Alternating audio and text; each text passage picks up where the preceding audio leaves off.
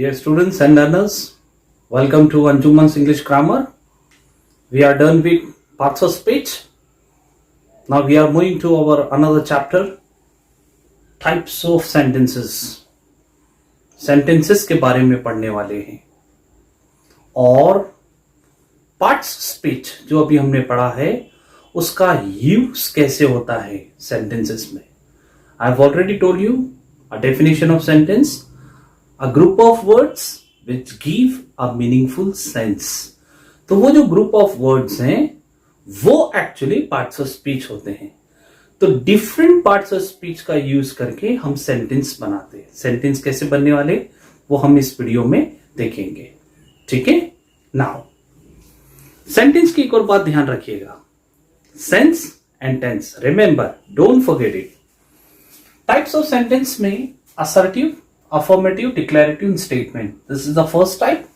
Second, negative sentence, interrogative sentence, imperative sentence, exclamatory sentence और optative sentence. 6 type होते हैं. Old English में अगर आप देखेंगे तो उसमें 4 टाइप्स होते हैं. असर्टिव और नेगेटिव ये एक टाइप होते हैं. Interrogative, imperative and exclamatory. लेकिन मॉडर्न इंग्लिश में ग्रामरियन ने 6 टाइप ऑफ सेंटेंस बताया है. ये 6 टाइप ऑफ सेंटेंस पूरे ह्यूमन लाइफ के अकॉर्डिंग ही हैं. ये आगे आगे आप देखेंगे. You also know my videos are very short because it should clear your concept. You can understand grammar very easily, इसलिए शॉर्ट वीडियोज होते हैं. तो हम इस वीडियो में 2 टाइप को पढ़ने वाले हैं. हम 2 टाइप से चैप्टर बनाने वाले हैं. तो आज का हमारा टॉपिक रहेगा assertive, affirmative, declarative and negative sentence. Next video में इसके बारे में आप लोग पढ़ने वाले हैं.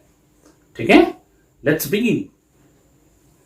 What do you mean by assertive, affirmative, declarative and statement? What is the definition? A sentence that asserts the statement or declare the statement is called as assertive, affirmative, declarative और statement. ऐसा sentence जो किसी बात को accept करे, एसर्ट करे, माने, उसी को हम जो है वो असर्टिव सेंटेंस बोलते हैं. This is the definition. ठीक है. You know a coin has a 2 sides. एक सिक्के के 2 रूप होते हैं, हेड एंड टेल. वैसी सेकेंड पॉइंट मैं आपको बता रहा हूं सिर्फ समझाने के लिए, इसको आप याद रखें. ठीक है. वो क्या है? Assertive sentence always begins with a subject containing a verb और a helping verb and an object. ये स्ट्रक्चर को आप याद रखें. अगर आप ये स्ट्रक्चर याद रखेंगे तो आगे के सेंटेंस समझने में बहुत फायदा होगा. Remember this. Assertive sentence or affirmative sentence always begins with a subject, verb and object. This is not the definition, huh? It's just for clearing your concept. आपको याद रहे वो सब चीजें. ठीक है. सब्जेक्ट, वर्ब और ऑब्जेक्ट. डेफिनेशन तो वही है जो मैंने आपको इससे पहले बताया. नाउ सी, हमने एक सेंटेंस लिखा, Amit is an honest man. ठीक है. Now Amit, this is the subject. Is यहां वर्ब है. अब आप सोचेंगे हेल्पिंग वर्ब है, वर्ब कैसा आया? स्टेप बाय स्टेप हम समझने वाले. और एन ऑनेस्ट मैन ये ऑब्जेक्ट हुआ. ठीक है. Now come to the point. Parts of speech जो अभी आपने पढ़ा उसको भी याद रखना है. कैसे? ये अमित जो सब्जेक्ट है ये एक्चुअली नाउन भी है और प्रॉपर नाउन है. ये वर्ब है यानी हेल्पिंग वर्ब जो अभी पार्ट्स ऑफ स्पीच में पढ़ा. ये एन देखिए, this is article. Honest, this is an adjective. क्यों? क्योंकि इसकी क्वालिटी बता रहा है कैसा इंसान है वो. ऑनेस्ट है तो adjective. And man again it is a noun, it is a common noun. तो ये डिफरेंट पार्ट्स ऑफ स्पीच हैं जिसका इसमें यूज हो रहा है. And this is called as assertive sentence और अफर्मेटिव और डिक्लेरेटिव और स्टेटमेंट. ठीक है.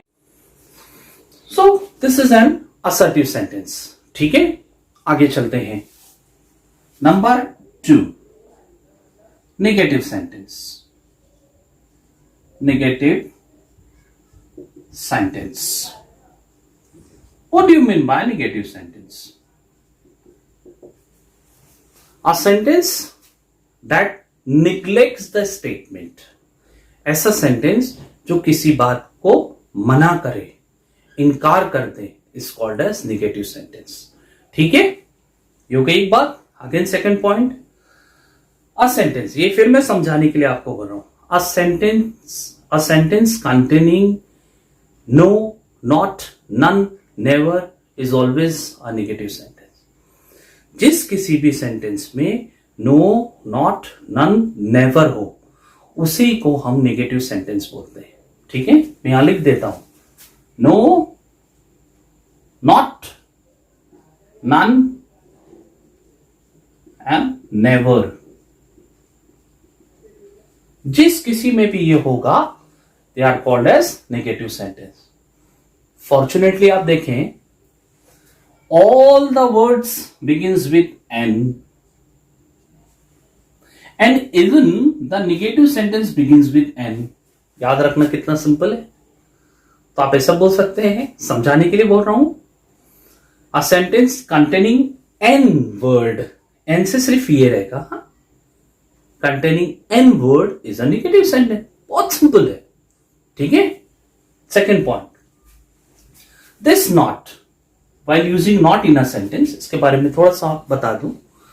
Not should be used immediately after the helping verb or verb. ये not की स्पेशलिटी होती है कि इसको हमने helping verb के बाद यूज करना चाहिए. Let's see an example. हमने लिखा Radhe cannot walk. Simple sentence लिखा, नॉट आ गया, नेगेटिव सेंटेंस. ठीक है, जिस किसी में भी ये नॉट आ जाएगा वो नेगेटिव हो जाएगा. अगर हम नो को देखें, नो वन वर प्रेजेंट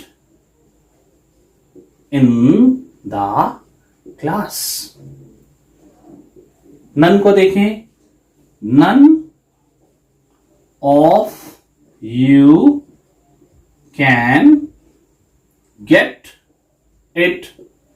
ठीक है. नेवर को देखते हैं, she never pays attention in the class.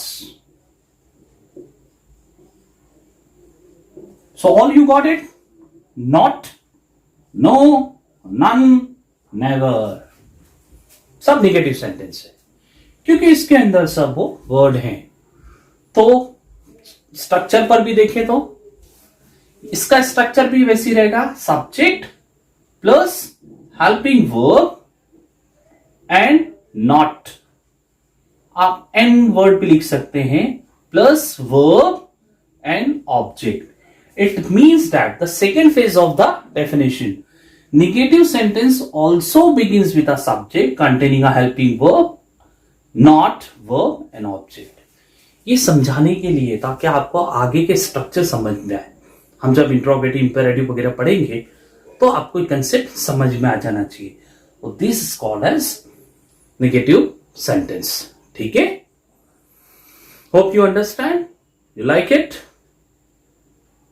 Please subscribe the channel so that you get the notification. और आगे हम बहुत बड़ा जो है वो सफर तय करने वाले हैं. आपको सारा चीजें मिलनी चाहिए. Thank you very much.